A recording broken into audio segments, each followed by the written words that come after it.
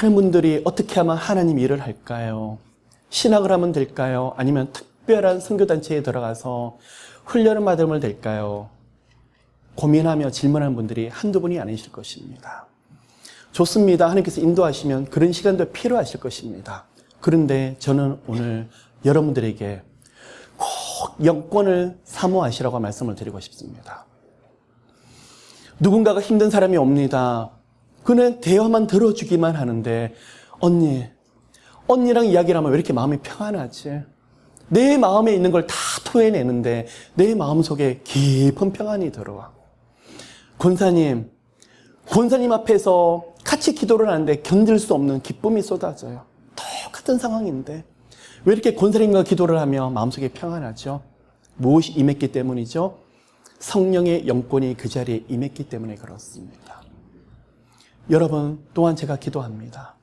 이 시간에 모두가 함께 영적으로 주님을 사모하는 가운데 하늘에서 부어지는 영권, 여러분 한 분 한 분 대여만 하기는 해도 기도하기만 해도 묶여있는 것들이 풀려지며 어둠의 영의 권세들이 이기지 못하고 도망가버리는 놀라운 영권. 직장에서 마찬가지입니다. 동료들이나 밑에서 함께 일하시는 분들이 와서 고민거리를 이야기를 하는데 몇 마디 하지 않는데 거기서 그 영권을 통해서 살아계신 예수 그리스도를 만나게 됩니다. 여러분, 영권이 있어야지 하나님이 일할 수 있습니다. 사모하십시오. 간절히 구하시길 바랍니다. 수많은 영권들이 있을 것입니다. 첫 번째 영권은 여러분들이 가는 곳곳마다 멀리 갈 거 없이 가정에서 그 중심에 서게 되실 것입니다. 왜 우리 딸 아들은 내게 말을 안 하는지를 모르겠어. 엄마 아빠한테 왜 와서 이런 고민거리를 이야기하면 참 좋을 텐데 그런데 어느 날 부모에게 기도의 영권이 있습니다. 함께 대화를 나누는데 어느 날 아들이 아빠 손을 잡으면서 아빠, 내가 아빠를 통해서 얼마나 위로를 받는지를 몰라요. 고마워요. 뭐죠? 대화 가운데 영권이 있기 때문에요. 여러분 가정이 그렇게 되시기를 예수 이름으로 축복합니다. 또한 여러분 두 번째 영적인 팁입니다. 구하셔야 될 게 있습니다. 제가 어린 시절부터 하나님께 구했던 것입니다. 은총이라는 것입니다. 여러분 가정의 자녀들에게 꼭 은총이라는 게 임하게 되시기를 예수 이름으로 축복합니다. 은총이 있으면요 어딜 가도 사랑받게 되어 있어요. 어딜 가도 웰컴, 어딜 가도 함께 있고 싶은 마음이 드는 게 바로 은총이에요. 근데 은총이 없는 사람은 어딜 가도 배척을 당하고 왕따를 당해버리더라는 거예요. 여러분의 자녀들이 여러 가지 비즈니스랑 직장 생활이라든지 여러 가지 진로 장래에도 많은 문들을 열기를 예수님은 축복합니다. 그런데요, 그 위에 하나님께서 부어주시는 은총 없이는 힘들더라는 것입니다. 어느 날 보스가 왔는데 내가 이 아이가 도대체 부모가 누구지? 이 아이는 뭘 맡겨도 돼. 신뢰할 수 있어. 내가 어딜 가도 데리고 다니고 싶어. 은총이 있으면 그냥 보스가 밑에 부하 직원인데 불구하고도 어쩔 줄 모르더라는 거예요. 은총이 있으면 어딜 가도 중심된 역할을 하게 되더라는 것입니다. 사람들이 찾아와요. 다른 데 안 가도 나는 스님하고 같이 있으면 너무 좋아요. 사람들이 찾아오고 왜 이렇게 당신하고 있는 것이 마음이 평안한지 모르겠어요. 그 은총이 여러분 가정 가운데 자녀 가운데 함께 하시기를 예수 이름으로 축복합니다. 사람들이 몰려들어요. 사람들이 와서 고민거리를 이야기하게 돼 있어요. 은총이 있으면 직장 생활이든 어디 사회생활 하는데도 너무나 중요한 걸 감당을 해요. 그것뿐만이 아니에요. 똑같은 일을 경험을 합니다. 어떤 경우는요, 여러분 티켓 받으시면 안 돼요. 그런데 폴리스가 풀업을 시킵니다. 그런데 옆에서 싱긋 웃어주는데 딱 보더니 별거 아니라 보내요. 그런데 어떤 사람은 똑같은 일을 정하는데도 쉽게 보내지 아니하고 티켓을 받는데 700불짜리가 받더라는 거예요.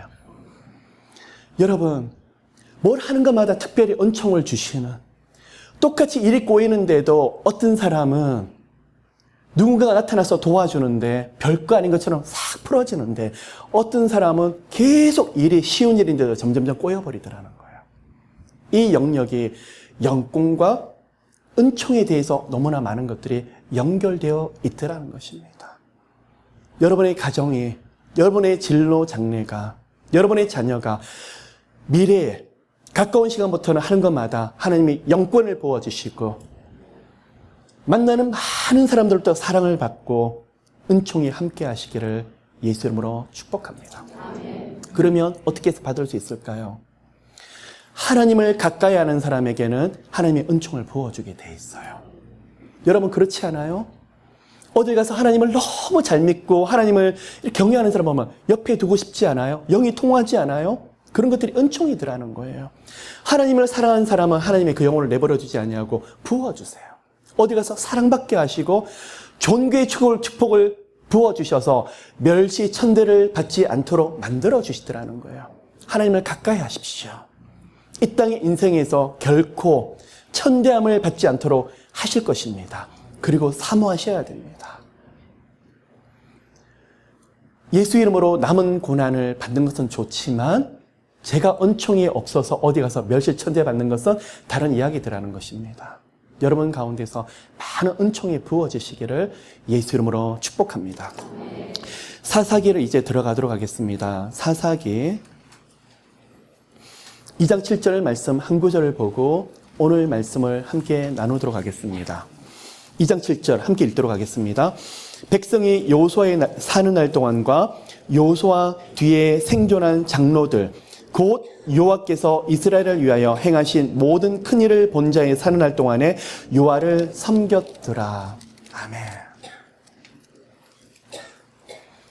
성경에서 신구약을 통틀어서 가장 어두운 역사를 뽑으라 그러면 그 중에 한 가지가 사사기의 시간일 것입니다. 여러분 왜 사사기가 어두울까요? 성경에는 왕이 없으므로 자신의 소견에 좋은 대로 행하였더라 그럽니다. 왕이 없었기 때문에 이 시간이 암울할까요? 아닙니다. 이민족으로부터도 굉장히 많은 핍박을 당했고 평지에 거하지 못할 만큼 산으로 골짜기로 도망가서 거해야 됐던 시간이 바로 사사기입니다. 그러면 이런 일이 왜 있을까요? 이런 어둠이 왜 있을까요? 하나님을 떠났더니 제가 말씀드렸던 하나님의 은총은 고사하고도 굉장히 많은 징계와 징벌이 있었던 시간이 바로 사사기더라는 것입니다. 여러분 그러면 사사기 바로 전의 시대가 바로 지난주까지 강의를 했던 여호수아 시대입니다. 그러면 사사기의 마지막 시대가 언제냐 그러면 사사기는 사무엘 상으로 연결되고 있습니다. 그러면 사사기는 총 21장으로 나오고 있는데 사사기에 나오는 마지막 사사는 누구냐 그러면 삼손이에요. 그러면 사사기에 나오는 마지막 사사는 삼손인데 성경에 나오는 마지막 사사는 삼손 다음에 엘리 사사가 나오게 되고 그 다음에 사무엘 사사가 나오게 되는데 사무엘을 사사라 그러지 아니하고 사무엘 선지자라 그러더라는 것입니다.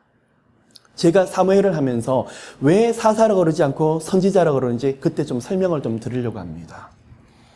그러면 전의 시대에는 여호수아 시대, 사사기 마지막 만렵의 시대는 바로 사무엘 시대가 되는데 이 시간이 통틀어서 350년 동안 지속되더라는 것입니다. 그러면 사사기라는 것은 뜻이 히브리어로 쇼페툼이라는 거. 그러면 쇼페트라는 단어를 쓰고 있는데 이거 바로 재판하다 아니면 판단하다라는 단어예요. 이게 바로 복수용어로서 재판관들. 그래서 그런 의미에서 쇼페툼에서 나온 이름이 사사기라는 지금 단어를 쓰고 있습니다. 여러분 보십시오. 사사기의 구조가 어떻게 됩니까? 하나님을 떠납니다. 그리고 떠나게 되면 즉시 하는 게 있습니다. 우상 숭배를 하게 됩니다.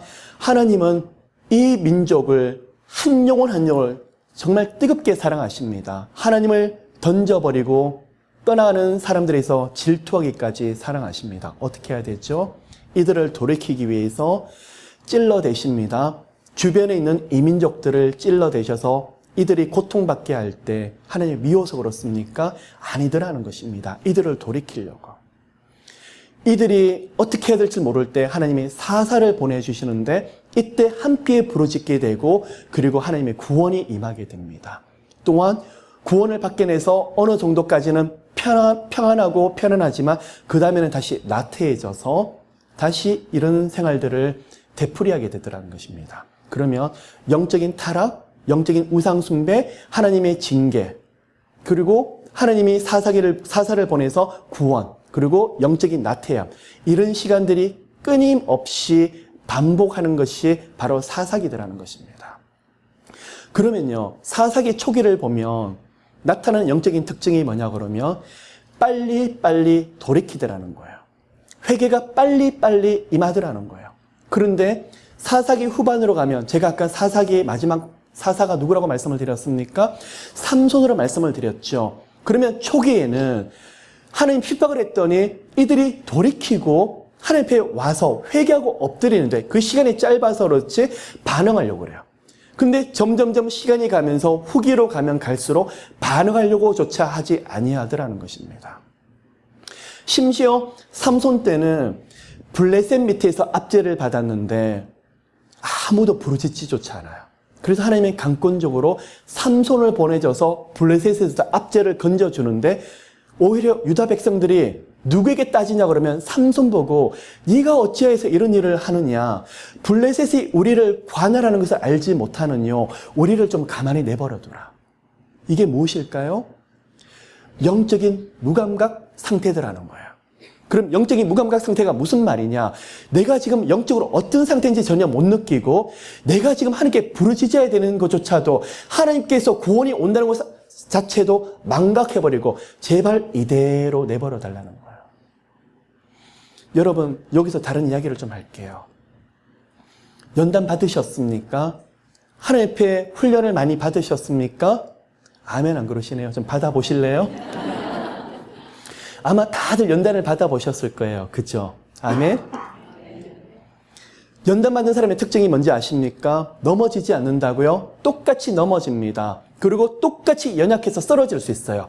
근데 연단 받은 사람과 연단이 없는 사람의 특징이 뭐냐 그러면 연단을 받지 않는 사람은 바로 사사기 말기처럼 다시 일어날 생각조차 하지 않아요. 영적으로 무기력해요. 무감각해져요. 근데 연단 받은 사람은 그 반응 속도가 빨라요. 그리고 누가 뭐라 그러면 처음에는 강박했다가 얼마 지나서는 반응하며 맞아, 그렇지, 내가 그 은혜를 다시 붙잡아야지, 다시 오뚜기처럼 빨리빨리 일어나는 게 바로 연단받은 사람의 특징이더라는 거예요. 그래서 여러분들에게 한 분 한 번 연단을 시키셨더라는 거예요. 내 힘으로 살 수 없다. 그래서 하나님을 붙잡아야만 된다 하는 것을 어떻게 해요? 머릿속으로 가르치신 것이 아니라 뼛속 깊이 새겨지도록 하나님 하셨더라는 거예요. 그래서 보십시오. 연단받은 분들의 특징이 무엇일까요? 조금 어려움이 오거나 그러면 어디를 달려가죠? 혼자 기도할 수 있는 처소로 가서 부르짖을 수 있는 그 장소에 가시더라는 거예요. 왜요?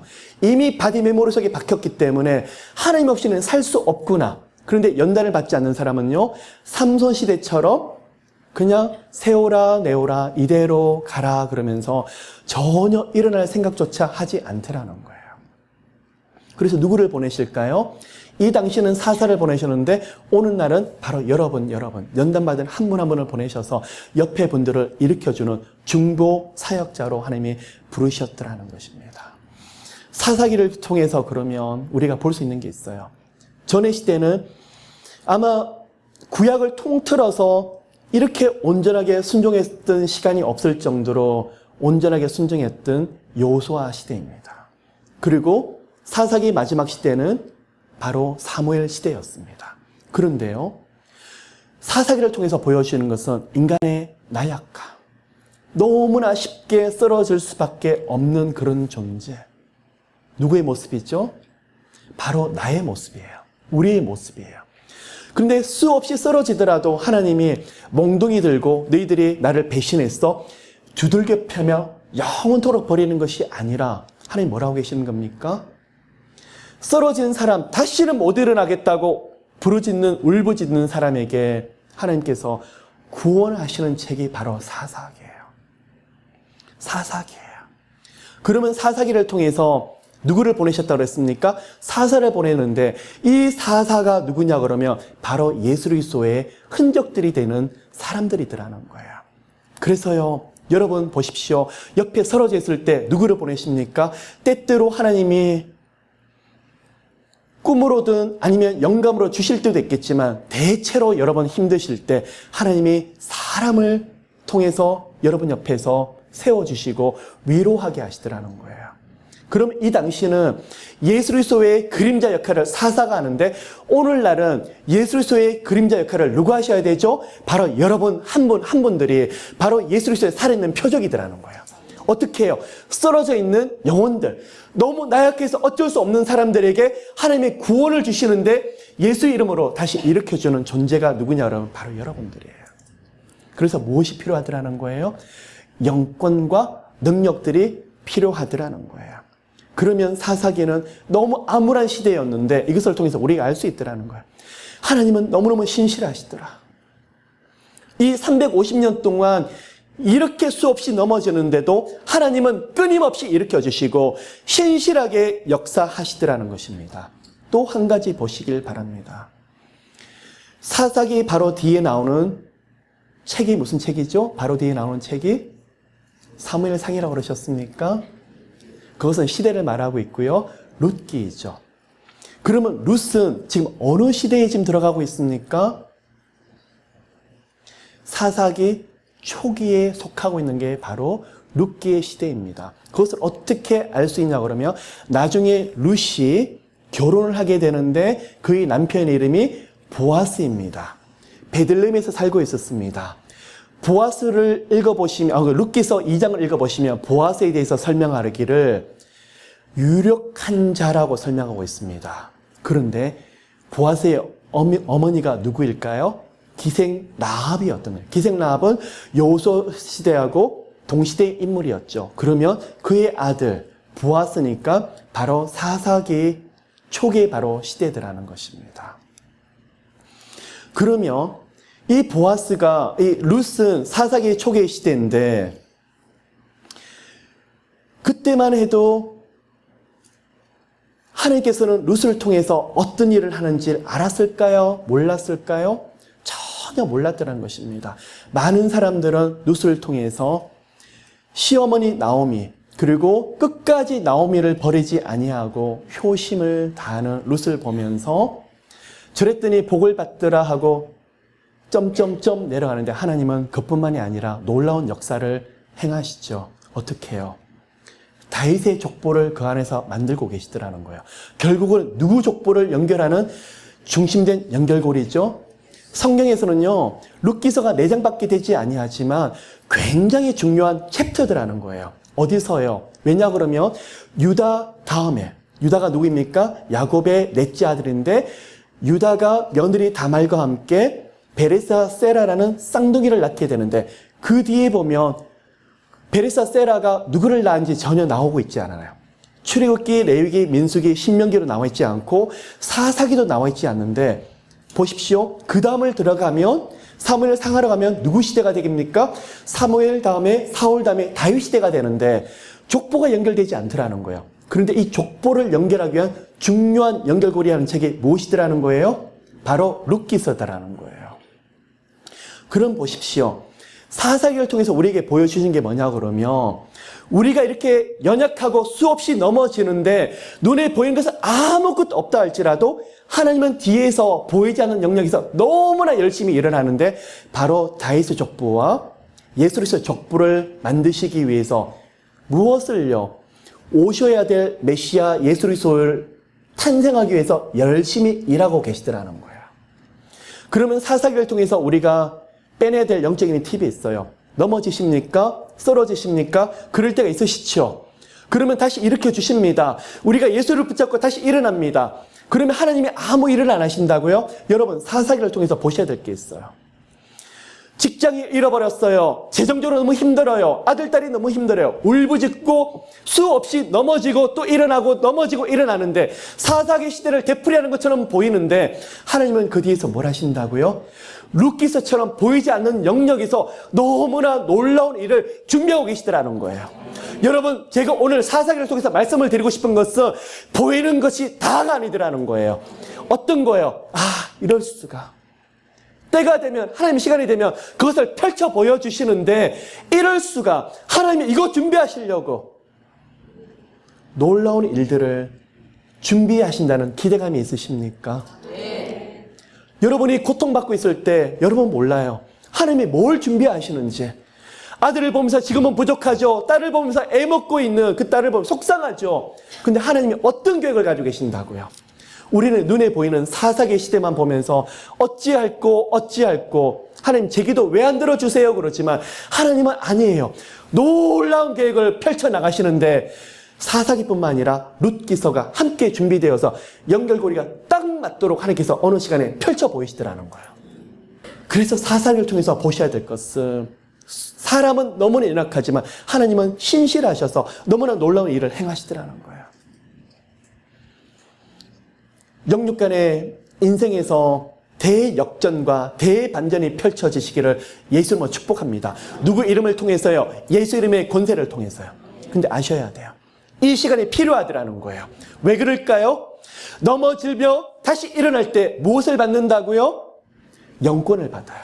능력을 받아요. 그 다음에는 넘어지더라도 일어나는 속도가 빨라요. 주님 앞에 무릎 꿇는 속도가 더 빨라져요. 예전에는 일주일, 한 달 정도 걸렸는데 지금은 며칠 내로 맞아, 내가 회개해야지. 내가 다시 무릎 꿇어야지. 바로 그것이 능력이에요. 주님 앞에 빨리 돌이키는 게 바로 능력이에요. 좌절 낙심을 했는데 맞아, 말씀에 반응하는 것이 능력이더라는 거예요. 다시 기도하면서 일어나는 것이 바로 능력이더라는 거예요. 여러분 그런 능력이 함께 하시기를. 그러면서 사사기를 통해서 우리가 또 배웁니다. 모든 역사의 주관자는 하나님이신데 하나님의 절대 주권으로 인생을 이끌어 나가신다는 거예요. 여러분, 제가 질문합니다. 하나님이 여러분 운명을 정하셨을까요? 정하지 않으셨을까요? 정하셨다고요? 하나님은 다 아실 줄 몰라도 여러분의 모든 것을 마치 기계처럼 정해놓고 그렇게 하지 않으시더라는 거예요. 그렇다 그러면 성경이 필요가 없을 거예요. 왠지 아십니까? 하나님의 미래를 다 아시지만 오늘 일에 대해서는 최선을 다해서 여러분을 끌고 가시면서 여러분을 하여금 반응하게 만드세요. 그래서요, 비록 지금 상황은 너무 엉망진창인 것처럼 보이지만 여러분이 반응해서 돌이킨다 그러면 사사기가 아니라 사무엘 시대가 시작되도록 만들어버리세요. 근데 아무리 여호수아 시대처럼 부어주더라도 내가 반응하지 않으면 다시 사사기로 가버리도록 하나님께서 허용해버리더라는 거예요. 그러면 운명은 정해진 것이 아니라 어떻게 해요? 우리의 믿음의 반응이 더 중요하더라는 거예요. 만일 여러분을 로봇처럼 기계처럼 인도한다 그러면 성령책 필요가 없어요. 반응할 필요가 없죠. 정해진 대로만 따라가면 될 텐데 뭘 그렇게 아멘하고 반응하고 다시 일어나려고 하는 거냐는 거죠. 아니에요.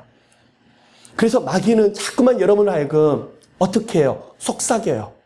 너의 인생은 이렇게 정해졌어. 너의 가정은 이렇게 힘들도록 만들어졌어. 다시 말씀을 드릴게요. 그것을 푸는 게 능력이에요. 마귀는요, 계속 여러분을 공격을 합니다. 운명론에 빠뜨리도록 여러분을 계속적으로 공격을 합니다.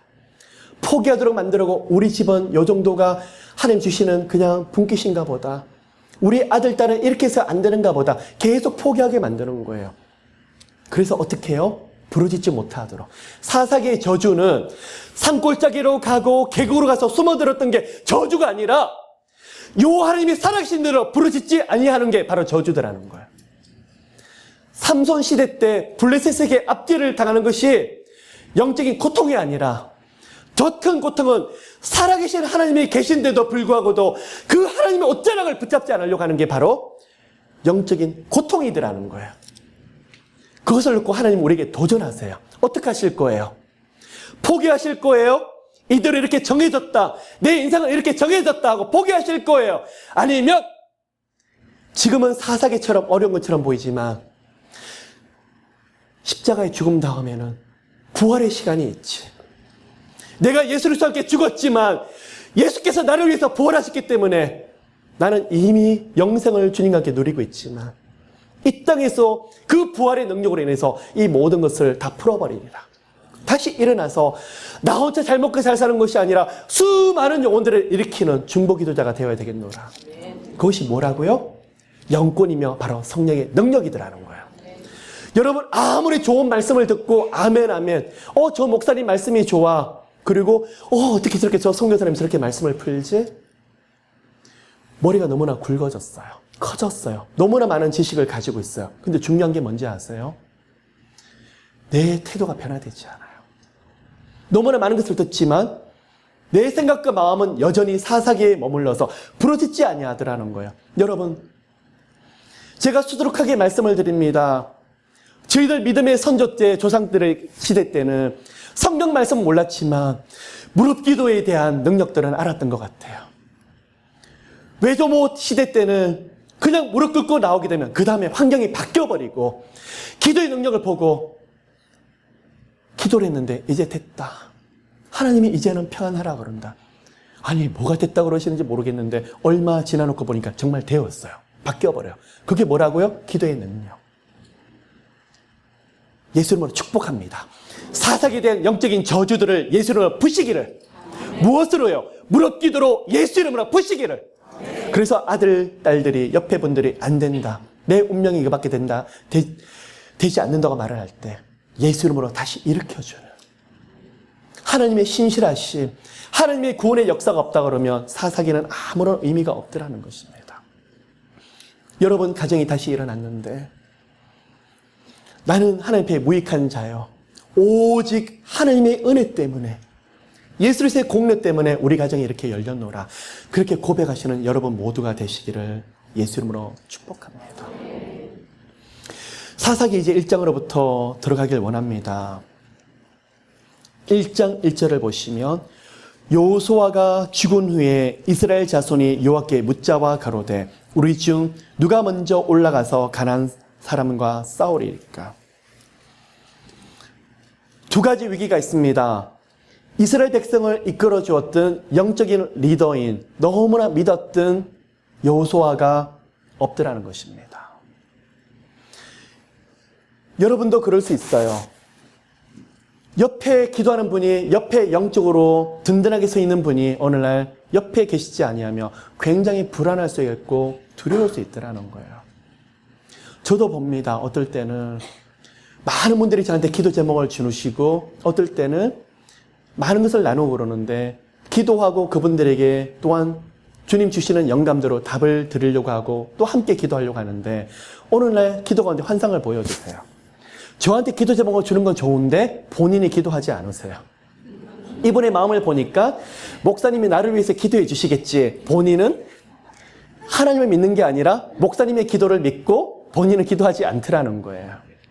여러분 그러시면 안 됩니다. 우리가 기도를 직접 부르짖으시기를 축복합니다. 여호수아가 첫 번째는 영적인 리더가 죽었습니다. 두 번째는 어떤 백그라운드를 가지고 있냐 그러면 정복 전쟁을 했는데 이 민족들을 다 정복하지 못하고 12지파로 땅을 차지했는데 12지파 그 사이로 이 민족이 들어가서 여전히 이스라엘 백성들을 지파별로 괴롭게 하더라는 것입니다. 여러분 이것이 바로 중요한 팁입니다. 영적인 전쟁을 언제까지 해야 될까요? 영적인 싸움을 언제까지 해야 될까요? 우리를 하나님께서 부르시는 날까지. 예수께서 재림하시는 그 시간까지는 우리가 계속 영적인 싸움을 할 수밖에 없더라는 것입니다.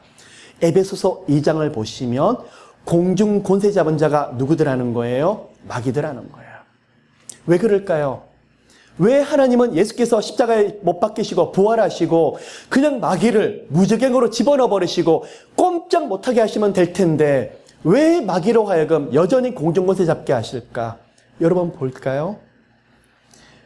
평안이 아니라 편안한 가운데 하나님을 끝까지 지금 간절한 마음으로 붙잡으실 분이 있으십니까? 대답 잘하세요. 아마 저 자신도 개런티 못할 것 같아요. 사람은 그런 존재예요. 그래서 어떨 때는요, 하나님이 마귀의 역사를 선용하실 때가 있더라는 거예요. 그리고 마귀로 하여금 여러분을 공격하게 할 때 예수께서는 보좌에 앉아 계시지 아니하고 여러분과 함께 특별히 동행하시면서 보호하시고 그 길에서 함께 임재하셔서 그 길을 정면 돌파하시는 분이 바로 예수세요. 그런데 마귀의 공격을 왜 허용을 할까요? 마귀의 공격이 있고 나서 영적인 신비가 있어요. 영적으로 더 깊어져요. 이전에는 귀로 들었던 말씀들이 마귀의 공격들이 오는데 사람들은 보이지가 않아요. 그 말씀 붙잡고 나가는데 계속 갈등들이 돼요. 고민이 돼요. 이 말씀이 무슨 뜻일까? 말씀을 생각하는데 어떻게 되죠? 영적으로 더 깊이 들어가더라는 거죠. 신기하지 않습니까? 마귀가 여러분을 공격을 하는데 예수께서 함께 하시는 영혼들은 승리를 하는데 그 가운데 얻게 되는 전리품이 있더라는 거예요. 그 전리품이 뭐냐면 영적인 원리가 내게 되는 거예요. 귀로 듣는 말씀이 내 것이 되고 내 삶을 움직이는 것이 되고 믿음이 되고 능력이 되더라는 거예요. 그래서 이 세상이 감당할 수 없는, 그래서 밤새도록 마귀는 여러분을 괴롭힐 수 있지만 하나님의 시간이 된 새벽에 되어서 마귀의 공격들이 멈추게 되고 물러나가는데 이 시간을 지난 분들은 영적인 전리품이 수두룩해요. 무엇을요? 정말 하나님은 살아계시구나. 영적인 담대함. 맞아, 그렇지. 그때 하나님이 나와 같이 함께 하지 않으셨으면 내가 이 길을 못 지났을 텐데, 정말 그 하나님이 함께 하시는 것들이 너무나 분명하게 선명하게 보여지는 거예요. 누구만 아는 영적인 비밀이 생기는 거죠. 하나님과 나만 아는 영적인 비밀. 하나님 이 길을 어떻게 통과할 수가 없어서 울부짖었는데 하나님이 나와 함께 하셔서 이것을 통과하게 하셨죠. 정말 하나님, 저는 이 하나님을, 살아계신 하나님을 분명히 눈으로 볼 정도로 경험했습니다. 그런 시간이 되시기를 예수 이름으로 축복합니다. 그래서요, 그런 시간을 지난 분들은요, 말씀을 해도 하나님이 살아계신 것처럼 보여요. 예수께서 책 속에 계신 분이 아니라 너무나 분명히 지금도 살아계셔서 역사하시는 분처럼 보이더라는 거예요. 여러분이 그런 가운데서 예수의 생명력이 함께 하시기를 축복합니다. 그런데 여전히 여호수아 정복 전쟁을 했는데도 그 땅을 정복한 것처럼 보이는데 마귀처럼 이 민족들이 끊임없이 괴롭히고 있는데 이 백성들이 위기 상황에 놓여 있더라는 거예요. 지도자인 여호수아는 없고 백성들이 묻고 있어요. 우리 중 누가 먼저 올라가서 가나안 사람과 싸우리까? 이 가나안 사람은 가나안 땅에 있는 모든 족속을 총체적으로 지금 하고 있는 말입니다. 자, 1장 1절을 보면 한 가지 긍정적인 게 있어요. 사사기 초기 시대인데 지금은 하나님 앞에 묻고 있더라는 것입니다. 물었더니 1장 2절에 대답하십니다. 여호와께서 가라사대. 모세도 없고 여호수아도 없는데 백성이 하나님께 나와서 물었더니 여호와께서 가라사대. 여러분이 믿었던 그 영적인 지도자가 옆에 없다고 할지라도, 여러분을 돕는 사람이 없다고 할지라도 여러분이 직접 예수 이름으로 나가서 하나님께 묻는다 그러면 하나님께서 바로 여호와께서 가라사대 직접 응답을 하시더라는 거예요. 이 축복만 있으면, 이 은혜가 있으면 사사기의 영적인 저주와 고통이 여러분 가운데 없더라는 거예요. 근데 나중에는요, 묻지 아니하는 것들이 더 큰 문제더라는 것입니다. 6장을 잠깐 볼까요? 사사기 6장을 들어가 보시면 어떤 내용이 있으시냐 그러면, 이스라엘 자손이 또 여호와의 목전에 악을 행하였으므로 여호와께서 몇 년 동안요? 7년 동안 그들을 미디안 손에 붙이시니, 자, 7년 동안 아직은 부르짖지 아니하고 언제 부르짖냐 그러면 6절을 보시면 이스라엘이 미디안을 인하여 미약함이 심한지라 이에 이스라엘 자손이 여호와께 부르짖었더라. 점점 가는데 시간이 길어지더라는 거예요. 무슨 말이냐 그러면 여호와 하나님께 반응하는 시간이 점점 길어지고 있더라는 거예요. 처음에는 여호와께 물으러 나오는데 나중에는 7년, 13년, 20년씩 점점 길어지더라는 거예요. 여러분, 속히 하나님께 반응하는 시간들이 되시기를 예수님으로 축복합니다. 그래서 묻는 자들에게 여호와께서 가라사대 즉시 대답을 하시는데, 하나님께서 누구를 올라가라 그러십니까? 유다 지파 보고 먼저 올라가라고 합니다. 생각해 보았습니다. 왜 유다 지파 보고 먼저 올라가라 그럴까? 12지파 중에서 가장 수요가 많았던 지파가 누구냐 그러면 백성들의 가장 많았던 지파가 바로 유다 지파였습니다. 또 한 가지는 제 기억으로는 창세기 49장 10절입니다. 보면 야곱이 넷째 아들 유다에게 예언을 주는데 유다에 대해서 지파에 대한 탁월함에 대해서 이야기하고 있습니다. 결국 유다 지파에서 누가 태어났습니까? 예수 그리스도가 태어났죠. 그래서 하나님께서 유다 지파를 택하셔서 먼저 이민족, 가나안 족속을, 남아있는 이방인 족속을 치기 위해서 유다 지파 보고 올라가라라고 말을 하는데, 여러분 중요한 게 있어요. 여호와께서 가라사대 부르짖는 사람에게 하나님이 이래라 저래라 할 때 우리가 오해를 하는 경우, 하나님이 여러분으로 하여금 일을 하라는 것이 아니라 하나님이 여러분에게 대답하실 때는 성령 하나님이 가만히 있지 아니하고 응답하신다는 거예요. 1장 2절을 보시면 여호와께서 가라사대 유다 지파야 올라가라라고 말을 하는데, 그 다음 나타나고 있는 게 뭐냐 그러면 내가 이 땅을 그 손에 붙였노라. 누구 손에 붙였더라는 거예요? 유다 지파 손에 붙였더라는 거예요. 이 붙였다는 단어가 히브리어로 나탄이라는 단어를 사용하고 있는데, 나탄은 양도하다. 내 손에서 저쪽으로 손에 쥐어줬다는 게 바로 나탄이에요. 여러분이 기도하면 하나님이 뭘 주신다고요? 하나님이 여러분 손에 주권을 양도하더라는 거예요. 그래서 기도라는 게 무엇이냐 그러면 모든 주권을 누가 가지고 계십니까? 전지전능하신 하나님이 가지고 계시는데, 이 주권을 이 땅에 기도하는 자에게 양도하는 것이 바로 기도더라는 거예요. 그래서 태초에 히브리어로 베레시트라고 제가 창세기 1장에 강의를 하면서 베레시트라는 뜻이 무엇이냐 그러면 전지전능하신 하나님이 피조물인 사람에게 모든 주권을 이양하기 위해서 태초에 천지 창조하신 게 바로 베레시트라는 거예요. 그러면 1장 2절에 이 땅을 내가 그의 손에 비치노라, 나탄에 대한 축복을 주시는데, 이 축복은 가만히 있다고 뚝 떨어지는 것이 아니라 누구에게 주시더라는 거예요? 여호와 하나님께 부르짖는 사람에게 주시더라는 거예요. 그러면 사사기 백성들이 계속 끊임없이 범죄하고 우상 숭배를 하는데 하나님 찔러대시는 거예요. 왜 찔러대실까요? 돌이켜서 무엇을 주시려고요? 주권을 이양해서 그들로 하여금 부르짖는 가운데 하나님 축복을 누리게 하려고요. 그러면 사사기 시대를 끊게 하시고 사무엘 시대의 축복을 주시려고, 여호수아 시대처럼 그 축복을 주시려고 하나님께서 하시는 게 바로 나탄의 축복이더라는 거예요. 하나님, 나 같은 사람이 이런 걸 구해도 될까요? 하나님, 저는 주의 나라만 구해야죠. 여러분, 주님 나라 일을 순서대로 구하셔야 됩니다. 그런데 또한 주님 나라 일을 하기 위해서는 영권도 필요해요. 기도의 능력도 필요하더라는 거예요.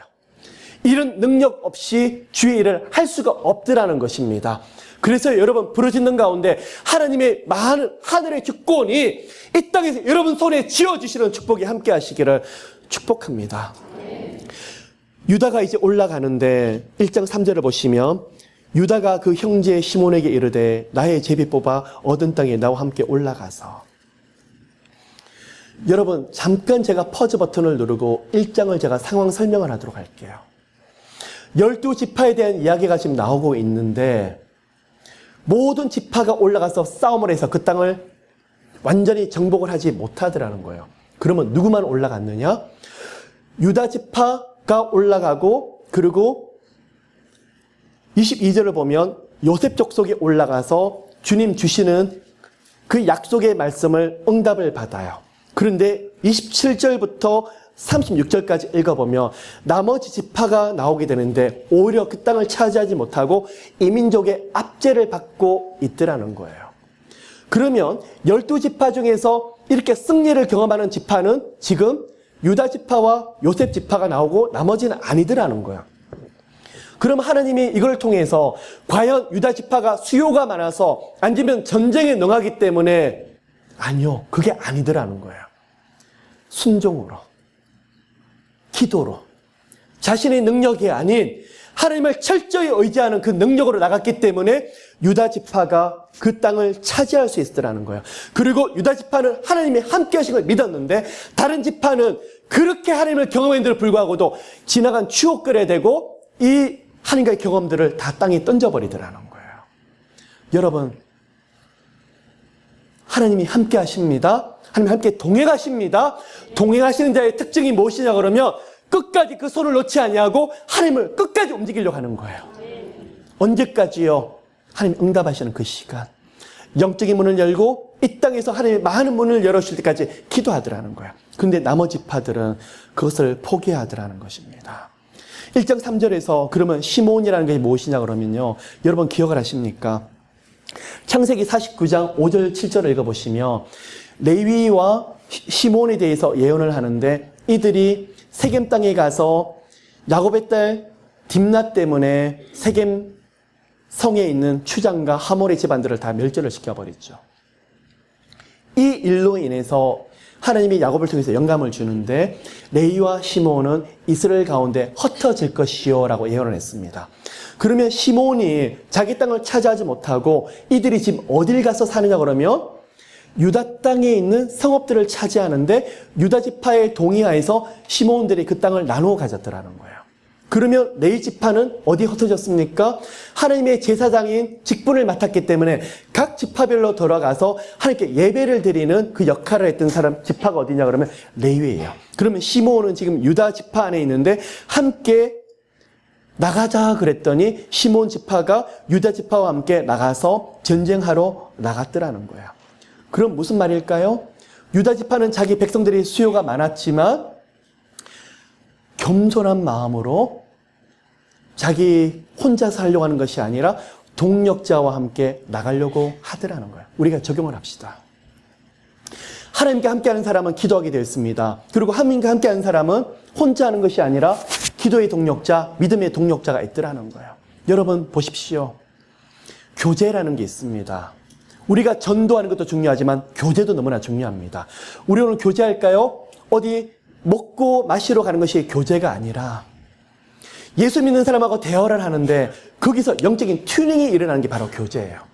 아무리 믿음의 경건의 모습이 있는 사람이라 할지라도 모여서 볼링 치고 골프 치고 세상적인 쇼핑 이야기를 하고 그것이 바로 교제가 아니라 만났는데 헤어지면서 맞아 내가 다시 믿음으로 돌아가야지. 내가 다시 무릎 꿇어야지. 그렇게 만드는 그 모임을 뭐라 그러는지 아십니까? 그것을 바로 믿음의 교제 모임이라고 그러는 거예요. 여러분의 다락방이 그렇게 되셔야 돼요. 여러분의 셀 모임이 그렇게 되셔야 돼요. 교회에서 그렇게 시키기 때문에 모여서 구역 예배를 드리는 것이 아니라 모였는데 예배를 드리는데 거기서 힘을 얻는 거예요. 영적인 튜닝이 일어나서 맞아. 오늘 내가 저기서 예배를 드렸는데 셀 모임 가서 내가 모든 기도 제목을 말하고 위로를 받았는데 다시 내가 일어나야지. 그게 바로 교제예요. 너무나 많은 사람들은 우리가 착각을 하죠. 먹고 마시는 걸로. 진정한 성령 안에서 교제가 여러분 가운데 일어나시기를 축복합니다. 그러면 유다는 시몬 지파와 함께 영적인 교제가 이미 끈끈하게 있더라는 거예요. 시몬이 어떻게 됐죠? 3절을 읽어보면 마지막 구절에 그와 가니라. 유다만 올라간 것이 아니라 시몬과 유다 지파가 함께 올라가게 되는데 그 땅에 있는 가난한 사람과 브리스 사람을 쳐서 그리고 5절을 보면 베색에서 아도니 베색을 왕을 죽이고 그 땅을 차지하더라는 것입니다. 8절 보시면 유다 자손이 예루살렘을 쳐서 칼날로 그 성을 차지하는 걸 알 수 있습니다. 그런데요, 여러분 보시길 바라요. 8절을 보시면 유다 자손이 지금 어느 성을 지금 차지했다고 나오고 있습니까? 예루살렘 성을 지금 차지했다고 나오고 있는데 그 뒤로 보면 중요한 게 있어요. 예루살렘을 완전히 정복했던 시간이 언제 시대냐 그러면 정복했는 것처럼 보이지만 다윗 때 가서야 예루살렘을 온전하게 정복을 해서 다윗이 헤브론에서 7년을 왕으로 하다가 그의 나이 38살 되었을 때 8년째 예루살렘으로 옮겼던 것을 기억을 하시죠. 그때서야 예루살렘을 온전하게 정복을 했더라는 것입니다. 그러면 여기서 우리가 예루살렘을 다 정복을 했지만 훗날 이들 땅에 사는 여부수 사람이 있는데 땅을 다시 뺏겼던가 아니면 온전하게 정복하지 못했던 문제가 생기더라는 것입니다. 영적인 팁이 있어요. 방심이더라는 거예요. 영적인 나태더라는 거예요. 이 정도는 되겠지 하는 게 항상 문제더라는 거예요. 여러분 이 시간에 어떤 문제로 오셨습니까? 주여 살려주세요. 안 죽어요. 거기서 반드시 길이 열려요.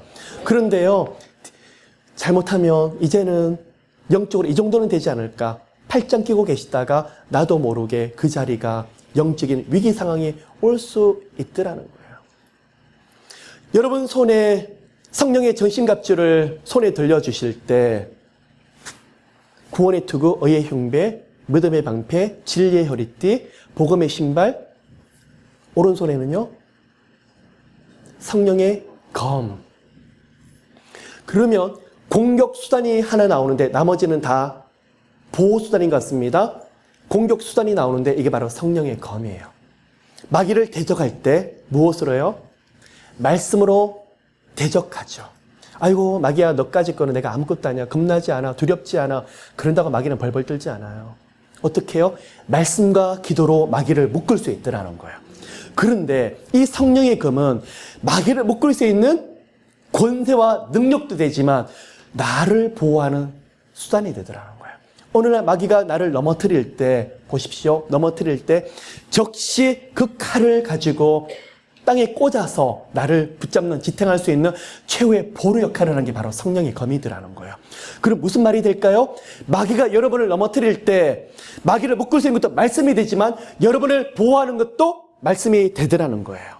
여러분 가운데 그런 말씀의 능력이 함께 하시기를. 그래서요, 말씀을 가까이 하세요. 저는 말씀을, 성경을 보면서 하나님, 이 말씀들을 좀 외우고 싶어요. 때때로 이 말씀이 정말 살았고 운동력이 있는 것을 경험하게 해주세요.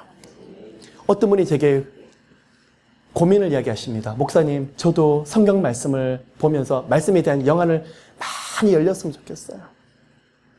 하나님이 제게 영감을 주세요. 말씀을 봐야 말씀의 영안을 열어주지.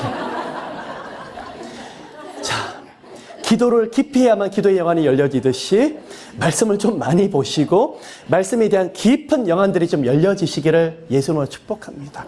그리고 말씀이 있는 그대로 다 먹는 모두가 되시기를 예수님으로 축복합니다. 뭘까요? 여기서 알 수 있는 유다 지파가 나중에는 방심했더라 하는 것을 알 수 있죠.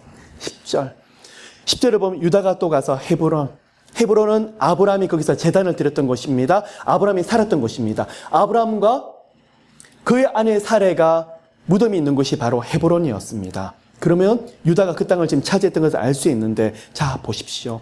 여기서 한 사람이 나오는데 갈렙이 딸이 있는데 악사라는 딸이 있죠. 그런데 기랏 셰벨을 쳐서 취하는 자를 내 사위로 내가 받아들이리라 지금 말하고 있는데, 유다 지파는 그 가운데 또 걸출한 첫 번째 사사가 나오더라는 거예요. 그의 이름이 누구더라는 거예요?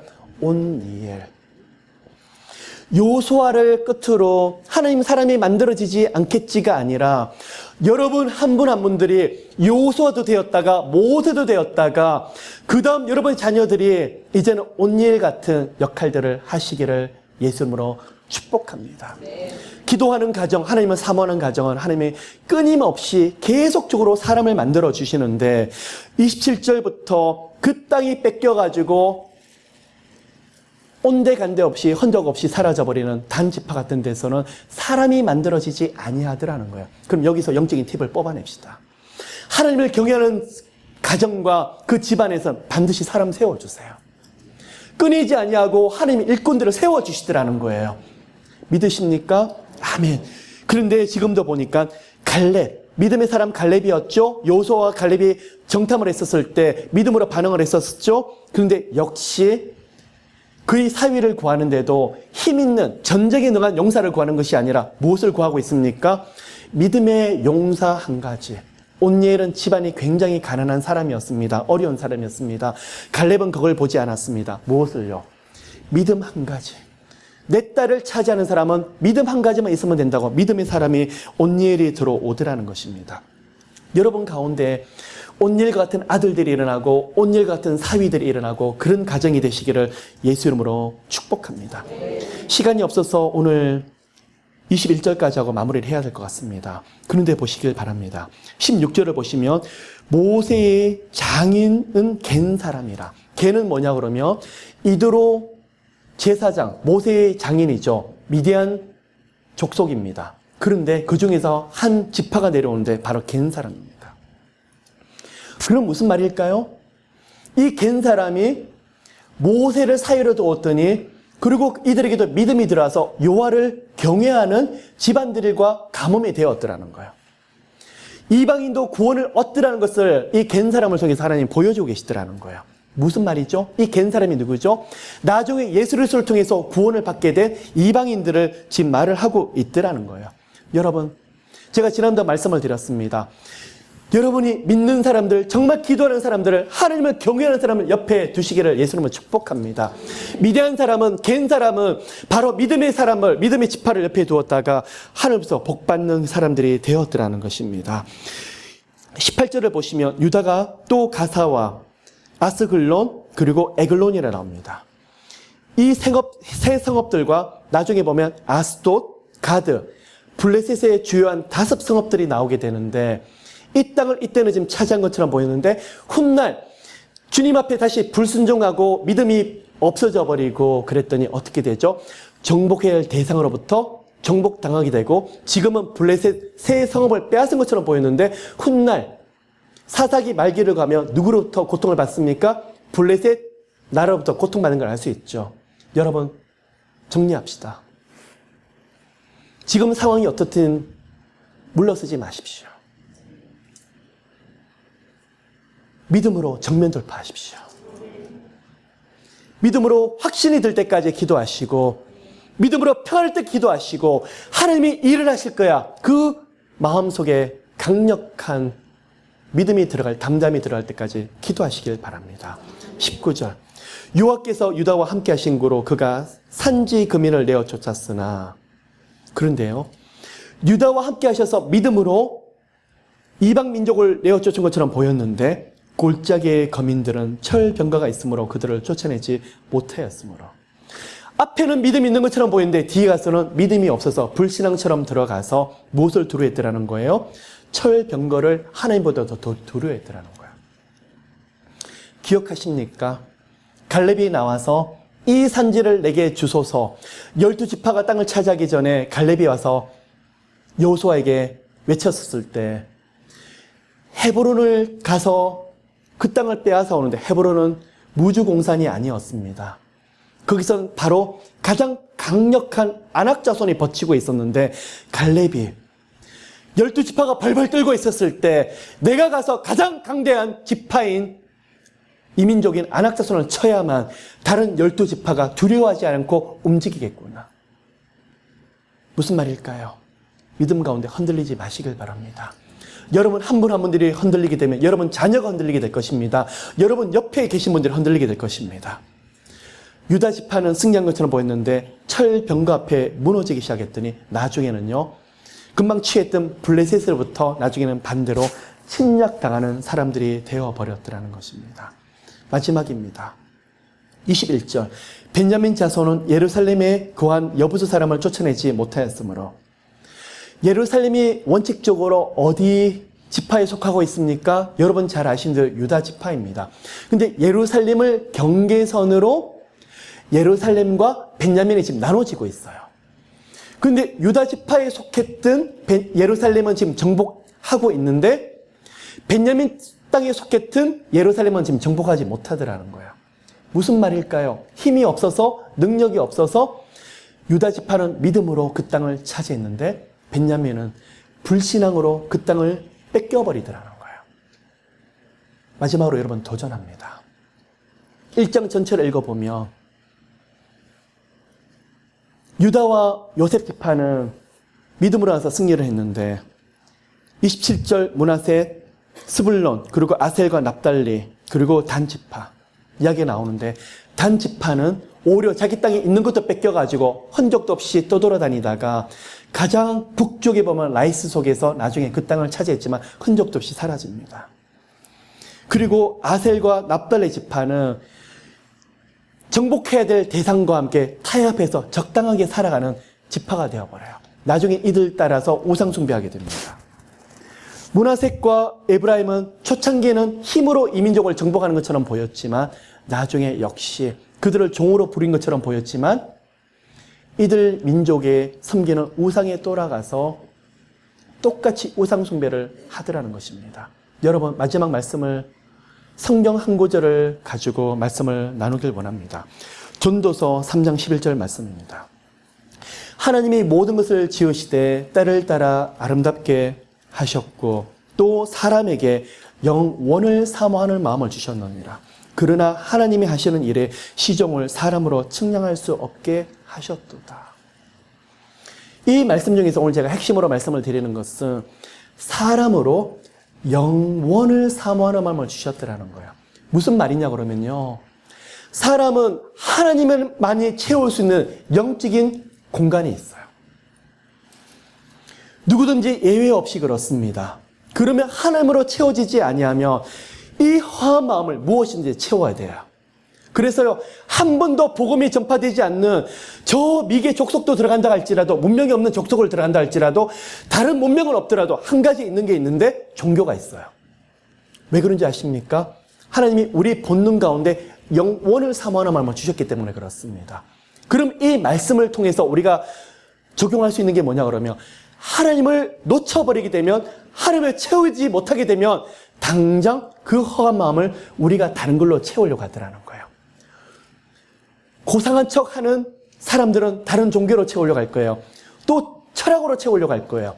그런데 많은 경우 중독으로 빠지게 되고 내가 좋아하는 탐닉으로 어디 빠져버리더라는 거예요. 사사기, 이 저주가 왜 왔을까요?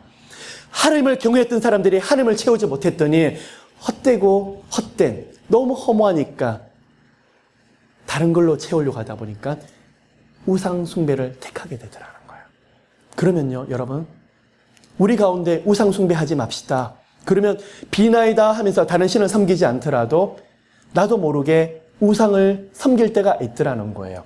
나 그거 하지 말아야지. 안 돼요. 내가 아무리 안 하려고 해도 안 돼요. 어떻게 해야 될까요? 하나님이 채워주셔야 돼요. 내가 벗겨버리는 것이 아니라 하나님이 생명으로 여러분 가운데 모두를 채워주시는 모두가 되시기를 예수님으로 축복합니다. 그런 영혼에게 사사기의 저주가 임하지 않을 것입니다. 사랑의 주님,